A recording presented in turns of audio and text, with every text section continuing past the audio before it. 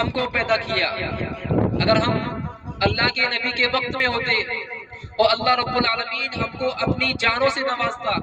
یا جانوں سے آزماتا تو کیا ہم اپنی جان دے سکتے تھے؟ ہرگز نہیں۔ اگر آپ اللہ کے نبی کے وقت کو اٹھا کر دیکھیں کہ اس دین کو ہم تک پہنچنے میں اللہ کے نبی کو کتنی پریشانیوں کا سامنا کرنا پڑا، صحابہ کرام کو کتنی پریشانیوں کا سامنا کرنا پڑا، اور اس کے بعد محدثین کرام تابع تابعین کو کتنی پریشانیوں کا سامنا کرنا پڑا۔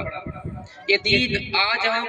مسلمان گھر کے اندر پیدا ہونے کے بعد ہم یہ کہتے ہیں کہ میں مسلمان ہوں، چاہے ہمارے اعمال کچھ بھی ہوں، چاہے ہم بے نمازی ہوں، چاہے ہم شرابی ہوں، چاہے ہم جواری ہوں، چاہے ہم کسی کی چغلی کرنے والے ہوں، چاہے ہم کسی دوسرے کی برائی کرنے والے ہوں، چاہے ہم کسی میں ایک دوسرے میں عیب ڈھونڈنے والے ہوں، لیکن بڑے فخر سے کہتے ہیں کہ ہم مسلمان ہیں۔ کہ آپ نے کبھی یہ سوچا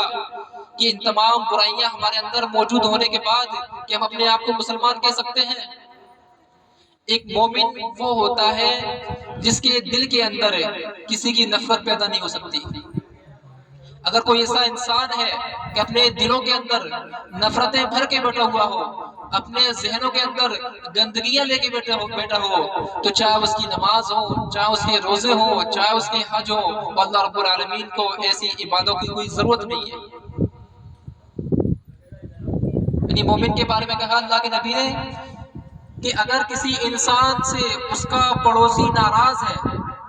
اگر کسی انسان سے اس کا پڑوسی ناراض ہے تو نبی اکرم صلی اللہ علیہ وسلم نے کہا کہ ایسے شخص کو اللہ رب العالمین جنت میں داخل نہیں کرے گا۔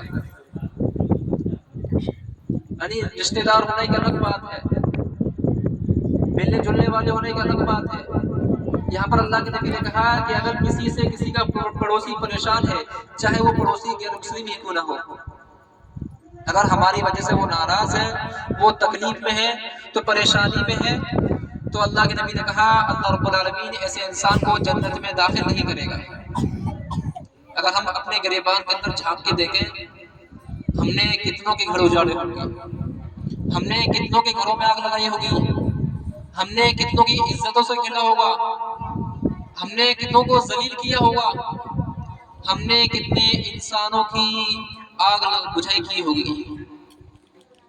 اور ہم میں سے ہر انسان اپنے اندر گریبان میں جھانک کے دیکھ لے کہ ہماری زبان سے کس کو